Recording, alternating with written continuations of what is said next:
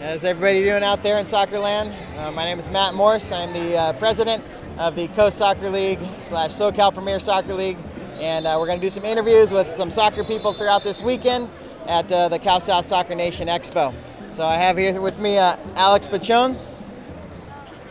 Hello everyone, Alex Pachon, Director of Youth SoCal Premier, and another fantastic Soccer Nation 2014. We're going to do a quick little interview with our league president, Matt Morris. So what do you think of Soccer Nation Expo? The Expo is great. This is probably my fifth time coming to the Expo, and second time we had a booth. Last year we had our booth here with Coast Soccer League, and we really expanded our U23 league, and this year with our announcements it's going to be an awesome time. That's fantastic, outstanding. So I know we're coming upon World Cup FIFA 2014 in Brazil, so who do you think is going to win? First of all, this is my prediction. U.S. is going to beat Ghana. There you go. Because we haven't beaten them yet, and it's not a knockout game. We're going to tie Germany, and we're going to beat Portugal. We're going to get out of our group. Nice. Other than that, finalists, my guess is Argentina's going to go far. Belgium's going to go far out of Europe. Of course, Germany's going to get out of the group and go far as well too. But prediction on winner, it's just there's too many variables. Great talent out there this year. I know that's going to be something exciting for this year. We shall see what the outcome will be. So, what do you think are the challenges nowadays for the soccer coaches nowadays? What's going on now? Challenges for soccer coaches, specific to Southern California, field space, just dealing with educating parents on philosophy, winning versus losing, multiple sports. Sometimes that can be good, sometimes it can be a challenge. Issues of getting paid enough to be able to put the effort in. So there's always that battle between keeping it cheap for the parents, but as well as being able to make an income to put a professional product on the field. Very true. And that's something that, once a little bit of education is developed, and I'm pretty sure that's going to actually make sense for the majority of our Southern California families and communities. So what do you think about, I know that there's several leagues in Southern California. They operate a typical fall season, then kind of like an informal spring season. What's your opinion on that? Do you have better suggestions for something like that, a program like that? Yes, I've been a director of coaching for the Brea Soccer Association for the past 8 years, and as a director of coaching for AC Brea, my biggest challenge is not in developing players or putting teams together, but is finding games.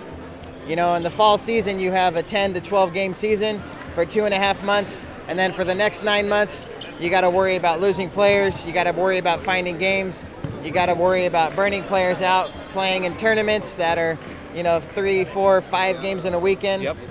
This weekend Coast Soccer League, the youth, is putting on their Cal Cup, and I have teams in the Cal Cup that are playing 5 games in one weekend, and that's just horrible for a player. 5 games in one weekend. It may be great to lift a trophy at the end of the weekend, but if you're 10 years old and you're putting that kind of strain on your body, you're probably not getting nourished, you're probably not drinking enough water. We're at the mercy of these big businesses and tournaments to get games for our kids, and I think it's just not a good environment here, especially in Southern California. The solution that we're looking at is a longer season, Absolutely. More regular games on a regular basis, built-in breaks. Of course, there's always going to be companies that come and throw tournaments in during those breaks and try and make money on those things, but at the end of the day, it's not good for the kids, and we need to have a better system. Fantastic idea. Those are things that are developing in the United States with several million soccer players, countless amounts of soccer leagues, excellent foundation with U.S. Youth Soccer, U.S. Adult Soccer Association.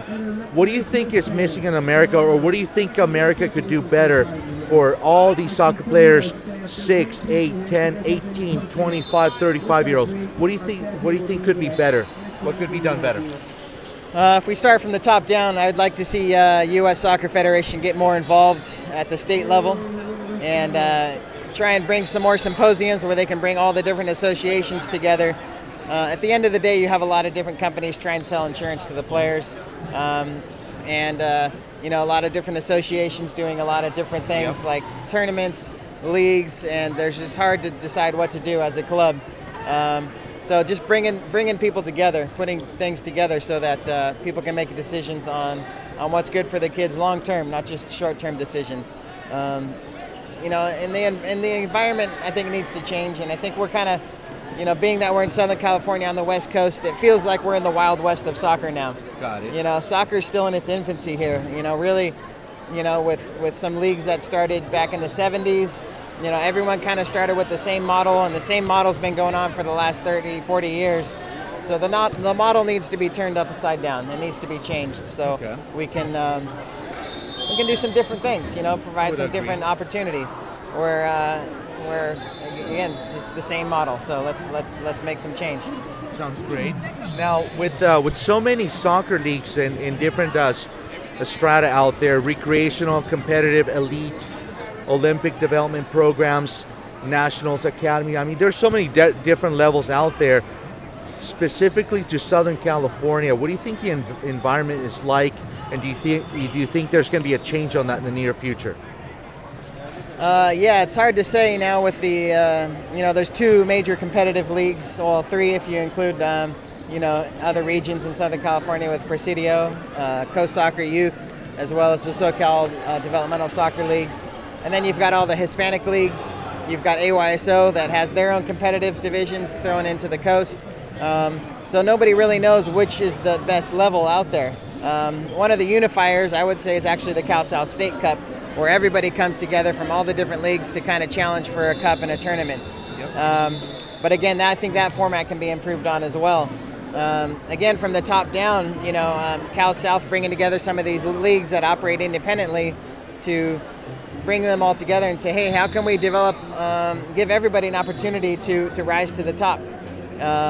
You know, I don't think that opportunity is there for a lot of teams. You have to be a part of a certain club to rise to the top, or a certain team to rise to the top. And we want to provide that for everybody, you know, where competition drives the environment. Not just a competition in terms of winning, but really true development over the long haul.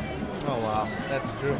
But now, with that type of development that you're talking about, and the realm of so many different industries that have developed over the years, the professionalism of youth soccer, adult soccer in some cases, what do you think can happen? Are we really preparing soccer players? Are we really working at making that elite soccer player? What's your opinion on that? Yeah, I think the environment is a little too convoluted to develop a true world-class player. You know, you've got your school team once you get into high school and college, and then you've got your club team. But then even when you're on your club team, you're playing in one competition versus another competition. So there's really no opportunity for long-term player development. Plus the transition from youth to adult is not a smooth one. I know many colleges, you know, NCAA has strict rules and guidelines about how many games you can play. So they try and fill a 20-game season into, again, a 2-month period. And it's not good for the player, and it's not good for development, and they're just out there to try and win. So to have a true club structure where you have youth all the way through to adult, where they have a long-term goal, and kids can transition from a youth team to a U23 team to a senior team, playing in the same system, developing under the same coaching staff. I think once we see that implemented here in Southern California and across the country, then we'll see a true elite player just blossom out of what we're doing, and that's what we're going to try and accomplish with SoCal Premier. That's fantastic, fantastic. Now, taking a look at the other world-class organizations in other countries, and comparing that to the United States, and I know that we're looking at different regions, the East and the West formats of development. What would be a specific suggestion that you would see at developing that world-class player? Something that you talked about a moment ago. Could you elaborate on that? Yes, I can. Most of our system is built around a player playing at their own age, and it's about, you know, winning. I think the true development of a world-class player comes when you're in a system where you can have experiences playing with older teams. A lot of times when you get placed on a team, then you have to stick with that team for the duration. Right. If you have a 14, 15-year-old who's good, you can maybe play them up and advance them, play them on your U18 team, or play them on your U23 team, play them on your senior team. And it doesn't have to be for the whole season, but it can be for, hey, let's try out a few games here. Let's put these kids into training with some of the seniors. Not so they can get injured, but just maybe in a training environment, see how they blossom, expose them to a quicker thought process, quicker speed of play, but under the same coaching system where you have senior adult coaches, U23 coaches, and youth coaches all working to develop players throughout. And it's an individual player development thing, and it's not a team development thing, because at the end of the day, individual players are the ones that are going to rise to the top, not the teams. Our country's built around teams and championships, whereas around the world they're focused on the individual player and that player rising to the top. And I think that's what you see on the U.S. national team. You have a lot of players who've played on good teams. That's why they made it to national teams. But really, there hasn't been that focus on that player becoming the elite world-class player. So we don't really have true world-class players on our team, on our national team. You see, Landon Donovan and Clint Dempsey are, I think, exceptions to that rule. Whereas Landon started at a young age playing with seniors and adults. Clint Dempsey played on an adult team when he was 15, 16 years old. Right. And because he had that opportunity to go out and go beyond, but it wasn't easy for them because it wasn't within their same club. They had to go outside their club environment and look for that. Right. We want to see that within the club environment. Same field you play on as a youth, you'll play on as an adult. You play on as a U23. Same coaching staff, same growth. And then if the player goes even farther, we can send them to Europe or South America or MLS. Then that's the time to do that, and we'll develop those players that way. Oh, that's a fantastic view, and something that could definitely make a new direction, not only a new direction, but a refreshing, true direction based on past experiences. A particular way to be able to develop perhaps in the best direction for the development of our world-class future elite players. Now, with so many leagues, nationally or regionally, specifically regarding Southern California, do you think that's a good or bad environment? What do you think about all the many leagues around California? What's your opinion on that? It's a tough environment to make change. Change is going to be difficult. For one, because there's a lot of money involved, and for another reason, because most leagues require an all or nothing commitment. So for a league to look for a better opportunity, and say a club has 30 teams as their club. Let's say they're interested in this other league, but they can't join that other league because the other league says, hey, you have to have all your teams in it or none of your teams in it. So a club's really tied to making a decision for every single one of its teams to join one or the other. So I think that's going to be a difficulty in terms of bringing about change, and not having a lot of direction from the top. I've talked to people at different national associations, and they're content to let everybody kind of figure it out on their own. They give suggestions and ideas and things like that, but at the end of the day, we're in the United States, and the U.S. is about business. It's about capitalism. It's about branding your product and growing your product. So if you're going to blaze a trail, then you're going to have to blaze a trail and build a solid product, and that's what America's built on. So I think the soccer environment's going to be the same way. A lot of these leagues out there are strong because they built a strong product, but at the end of the day, I don't think their product is relevant as everybody thinks it is. It's not as relevant because there's no other options right now. So we want to put another option on the table, which for the short term, I think is going to cause some chaos. It's going to cause some confusion, but at the same time, over time, people will realize that the environment can be changed and should be changed. So that's what we're going to do. Fantastic.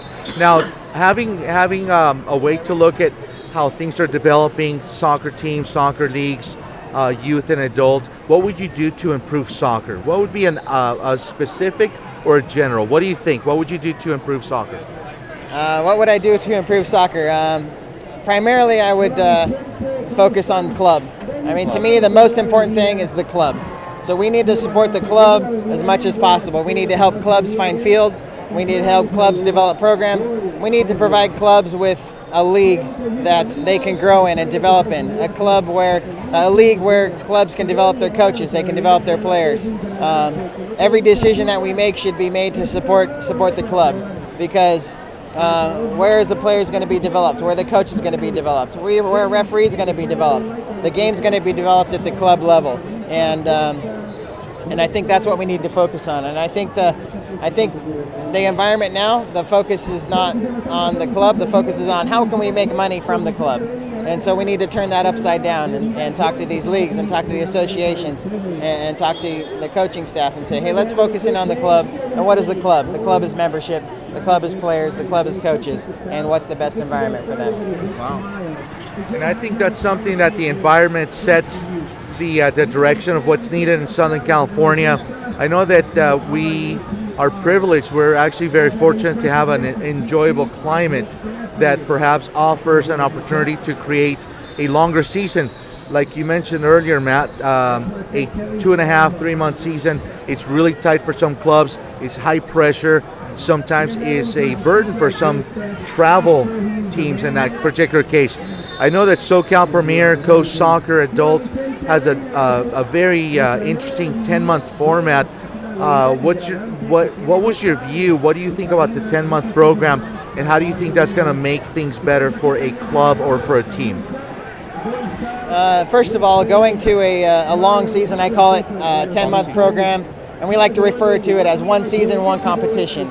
So a coach has the ability to take a group of, let's say, 10, 12-year-olds and say, hey, I've got the next 9, 10 months to work on a system, to develop you as a player. It's not going to be 10, 12 games. It's going to be 30, 35 games that we can work on our formation. We can work on our tactics. We can work on our set plays. We can work on roles in the game. We can work on our technical abilities. We can work on even the mental toughness aspect of the game.